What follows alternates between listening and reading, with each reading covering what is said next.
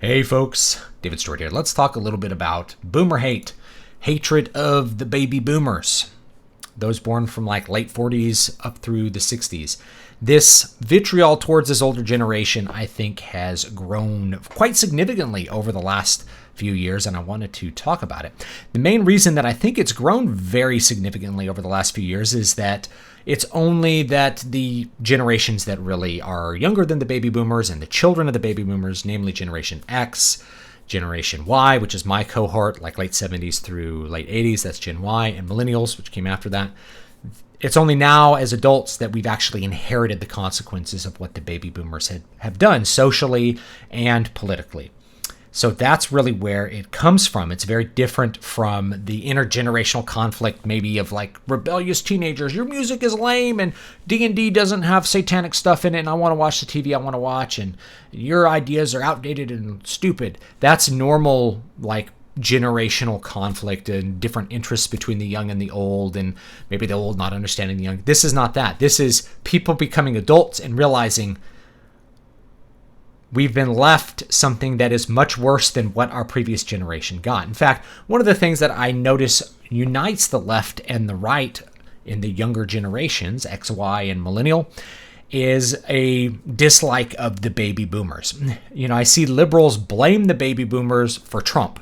Like, baby boomers elected Trump, and Trump is bad, so, you know, baby boomers bad.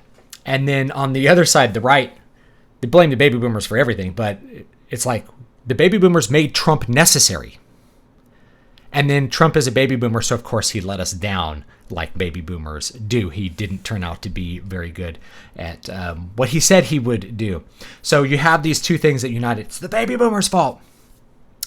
Let me dig into that a little bit. Now, before I answer the question, is the baby boomer generation particularly evil? Let me say that there's a distinction between individuals and groups. And this tends to happen whenever I say something negative about the cohort known as the baby boomers. Some baby boomer will come out and get very defensive as if I am talking about him in particular, which I'm not, right? I'm talking about just the cohort, like the entire grouping. My parents, were baby boomers, and I think they were pretty good people. And they weren't perfect or anything, but they raised me with the best intentions that they had and the best set of things that they thought would produce a good childhood and a good outcome for me as an adult, and gave me the best advice that they knew how to give. If they had a big flaw to what they were doing, it was that they maybe assumed what worked for them would work for me, and by the time that I came of age in the early 2000s, it was a different world. The world that they raised me to live in didn't exist anymore. So the whole idea of like, go get a college degree, that became not good advice by the time that I was done with school. So that's just an example. They didn't tell me to go to college because they hated me or because they were stupid. That's what worked for them, and so they assumed it would be the appropriate course of action for the younger generations, and that kind of ripples through a lot of different things. Were they particularly evil? I think as a cohort, you can make a very good case for them being particularly evil on two sides. Number one, the things that they did, which were moral or immoral, and number two, the consequences of their actions. So maybe the deontological route and then the consequentialist route. Both of those have things that exist in them. So I've seen a statistic, and I don't know quite how authentic it is, but we can look at this over time, that something like 1 out of every 3 baby boomer pregnancies were terminated. They ended in abortion. Of course, Roe v. Wade became legal, I think, in 1971. It was done through the judiciary. It was not done through normal political channels like legislative, the way that most legalizations, overturning of laws, the way that normally happens. It happened through the judiciary. And so that maybe was like especially done for the baby boomers, and they really embraced it to the point where they terminated 1/3 of their pregnancies. And if you're like me and you believe abortion is immoral and bad and wrong, then, well, that is a significantly immoral judgment against significant moral judgment against the baby boomers. You can look at other things as well as a cohort. So they didn't raise their kids, a lot of them. You know, a lot of us spent a lot of time in daycare so that both our parents could work. They were perhaps the richest generation in history. They were uniquely poised, particularly in the United States after World War II, to inherit a very strong economy, the strongest economy that the world has ever seen. It really wasn't necessary for both parents to work, yet they overwhelmingly, the job participation of women doubled. Kids were put in daycare, public school activities that just kept them away from the family. So a lot of kids of my age and younger, started really in Gen X, the latchkey kids, just weren't raised. We weren't raised by our parents. We were, raised by the TV, or we were just raised by each other. And I remember getting out of school and the streets would just be deserted after school. No cars, no adults, no one around. We could go to the park, we could do whatever we wanted, and we would see barely any other adults out. All the adults were at work. All the adults were at work until they came home at 5 or 6 o'clock at night, and that's when the neighborhood was full of cars. I'm talking there's like no cars in the driveway. There's no cars in front of houses. The neighborhood's just empty except for like elementary aged kids walking around. And if you weren't in daycare, you were just walking around the neighborhood. So as an older kid, you could just ride your bike to the park and do whatever you wanted. And if you were in daycare, which I was in daycare all the way, for a long time, you basically were just in what felt like a weird little prison with other prisoners. So that's the best way I can describe it. No one wanted to be there. They didn't have any really good activities for you. You weren't allowed to leave until your parents came and got you after work, things like that. So overwhelmingly, the baby boomers stuck their kids in daycare and didn't really raise their children. That's a moral judgment against them. Now, this produced consequences. So we go to the other side, produces consequences in lots of people of my age. It wasn't until we were adults that we realized really how much we disliked daycare and how harmful it actually was to us. Once we started having children of our own, and it was like, how could I possibly leave this little person to a stranger to raise? Why would I leave his education in the hands of a stranger? Why would I leave his time and his development in the hands of strangers? Why would I put him in a little room with a bunch of kids who knows where they came from and how damaged they are, and have him have to deal with that day in, day out? It's only especially, I'm in my late 30s now. I just turned 38. It's only as we have had children and started to raise them that we realized, I think what our parents did to us was not good, because I can see it now, but also I've had consequences from that. I don't have a good relationship with my parents, maybe. Lots of people, I have a decent relationship with my parents, even though I spend a lot of time away from them. But, I don't know my parents as well as I would have known them. I felt lonely, isolated, alone, and unloved as a child. And I thought maybe that was normal, but I don't think that has to be normal. I think that I felt that way because I was so separated from my parents that I never saw my family growing up. You have things like that. And it's really only as an adult that you're able to process those sorts of things. Likewise, the failure of the institution of public schools. Public schools might have been a functional institution when baby boomers were in the public schools, but they ceased to be functional by the time the baby boomers were running the public schools and were teaching the kids. So it was only as an adult, and I had been able to unlearn what I learned, that I realized how bad an education I got in the public school system and how bad an education I got at the college level as well. And I taught at the college level, guys. So I've taught at the high school level. I've taught preschool. I've taught at every level, private, public. I'm a very experienced teacher, and I've seen every signs of this. But it was really only after I left the academic environment for a while and wasn't teaching, when I was just like out living in Las Vegas, that I realized just how bad my education was and how poor it was. It was only once I realized, once I turned my health around and I cut a bunch of fat and I took up bodybuilding and I learned how to eat right and I learned how to exercise right and I learned how to live well and healthy.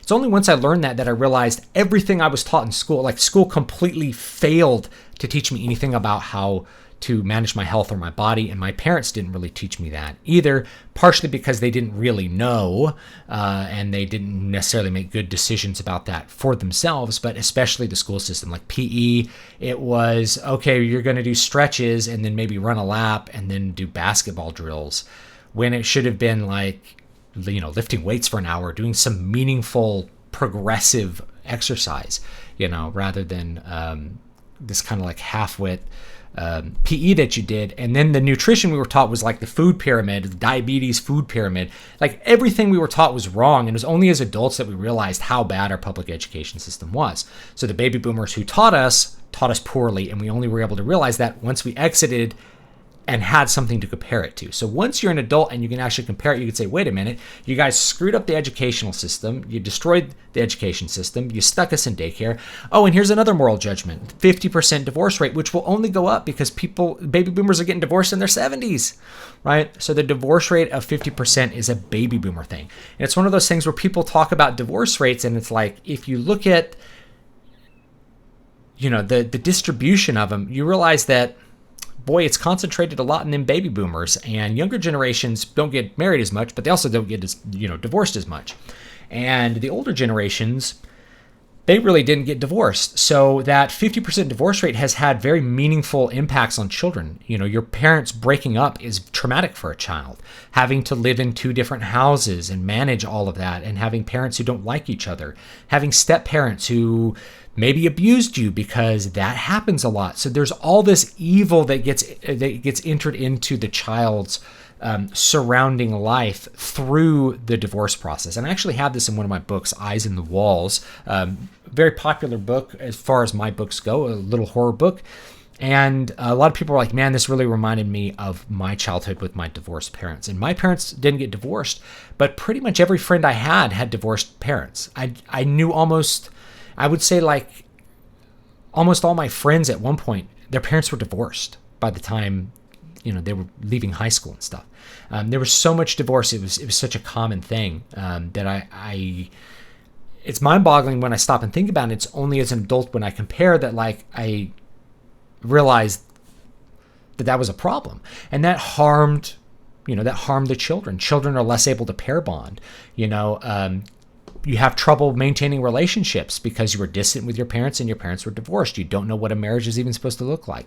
You inherit the consequences of the actions. So while baby boomers are like, these special snowflakes, and I've done it too. I'm a bad guy, called them special snowflakes, but all these special snowflakes who have to take anxiety medications. Like, why do they have to take anxiety medication? Well, their parents, were never around. You didn't give them the normal comfort that small children need from their parents, and you stuck them in public schools that didn't teach them anything, and in fact probably was like sticking them in prison. They were on guard for physical violence and things like that at all times because the institutions were failing, and they were failing for lots of political reasons too. That's the big social stuff. There's also the political stuff, right? Importing millions upon millions of immigrants that are not like the native population at all, which don't integrate, and create these fractured communities where a lot of millennials, if you are living in the city, you don't speak the same language as your neighbors anymore.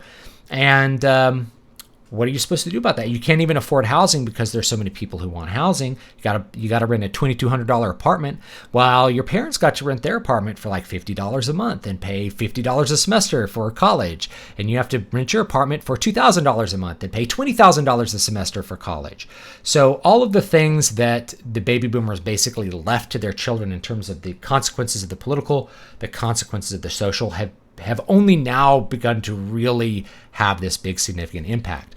I'm sure if you would ask the kids, hey, do you want to grow up and pay $500 a month for student loans for a degree that no one will hire you with, and pay $2,000 a month in rent for a place that you can never own, and work a job that you hate and you can't quit it because you have to pay down this debt that you have. And by the way, your neighbors won't speak the same language as you, and your neighbors might hate you. Do you want that? And they'd be like, no, I don't want that. It's like, well, your parents voted for that. Your parents, through all of their either political action or, the liberal baby boomers created this. The conservative baby boomers did not stop it in any way. They're like, well, we're going to slightly slow it down. Conservatism has failed to conserve anything. They couldn't conserve the women's bathroom. They can't conserve women's sports. They haven't conserved anything. Nothing has been conserved. So the baby boomer conservatives have conserved nothing. The baby boomer liberals have created a dystopia, what I like to call a smiling dystopia, a well-polished dystopia, which is that to say things are nice. We have technology. We're surrounded by toys, but everybody's unhappy, and we're unhappy because of all the social and political consequences of baby boomers. So yes, are they a particularly evil cohort? The answer is yes. Are there excuses for that? Some of them, yeah. They are going to be the product of their parents to some extent. They're going to learn the lessons their parents taught them. Their parents put them in public school and assumed public school would teach them. And in a lot of cases, especially when they got to university level, it was full of Marxist thought and things that were outside the normal American culture, and that changed and influenced a lot of baby boomers. They took drugs and they engaged in free love and then abortions, and that was really a big turning point. That being said, your parents are not 100%. Your parents are not 100% responsible for your outcomes. You are responsible for lots of them. You're not completely a victim of what your parents did or didn't teach you. So they could have at any point turned away from what they were doing. The baby boomers could have changed their attitude. They could have decided, we're not going to put the nation $13 trillion in debt. We're going to reverse that. Instead, it's like more and more debt. Now we need our Social Security, and you need to keep going into more debt for your great grandkids so that we can have our Social Security. No, when we die, we're going to make sure that we've spent all our money and we leave nothing to our children. That's been a trend with baby boomers and will probably continue. Like the amount of selfishness of this compared to the generation before them, which fought World War II, and the generation after them, which has basically inherited a very well-polished dystopia full of toys and lack of freedom and 20 years worth of endless war at this point. Yes, the baby boomers fought Vietnam. Their children have fought a war twice as long as Vietnam at this point.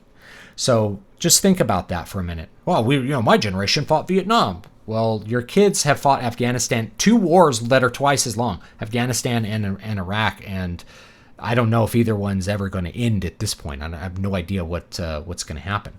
So anyway, that's the baby boomer hate. Where I think it comes from is people are now, as adults, really understanding the bad things that were done to them as kids, how bad the education system was, how bad daycare was for them, how bad divorces were for them, and then how bad the society they're inheriting is, how fragile it is, how fractured it is, how impossible it is to escape the political, how impossible it is to live free, how impossible it is to own a home, how impossible it is to pay down and afford an education which your parents told you had to get to be successful.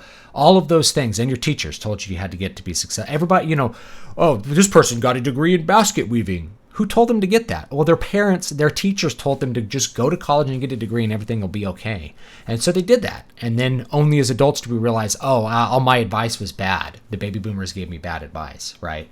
And now I have to try to turn it around. But one thing I will say is that sort of inheriting a time and a place where you can't own. And now, of course, they're gaslighting you. They're like, millennials don't want to own homes. Like, yeah, they do. They can't afford it because they are paying down massive amounts of student debt, and they're having to pay $2,000 a month in an apartment to work in the tech industry, which you told them they have to do because that's the only place left to work.